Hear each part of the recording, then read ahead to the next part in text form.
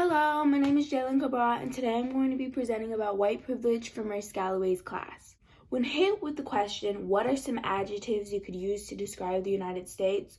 Are the adjectives you would use tolerant, equal, productive? There are various adjectives that you could use to describe white privilege. However, for people of color, the ones that I named just aren't the reality. Inequality and mistreatment is unfairly experienced by people of color. For example, there was a study done in Australia's Queensland University, and students were asked to tell the bus driver that they lacked the fares. 72% of all white people were allowed to stay on the bus, while only 36% of people of color were allowed the same. Or how only 19% of people of color who scored above the SAT then went on to attend a selective college, while 31% of white people who scored above the SAT then went on to attend a selective college, according to Georgetown University Center on Education and Workforce. According to tolerance.org, white privilege is not something that white people necessarily choose.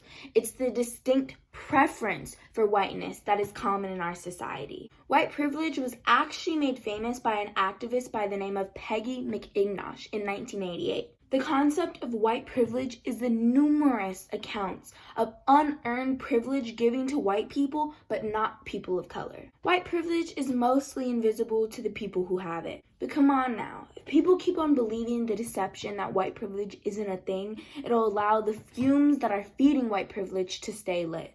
An example of white privilege is when a white person commits a crime, it's not getting reported as much by news outlets. However, when a white person goes missing, their case gets more coverage whenever it comes to the news. White people are expressed significantly more in movies, toys, police forces, elected officials, we can go on and on. The Washington Post stated that white people are less likely to get arrested for doing the same crime as people of color. White privilege gives white people the ability to become a victim rather than having a humbling self-reflection when accused of being racist. White privilege is not normally experienced by people of color. People of color experience racial oppression, and white people gain from the oppression. Understanding and acknowledging white privilege shouldn't be about blaming white people. It should be about how the racial structure of our society is benefiting one race over the other,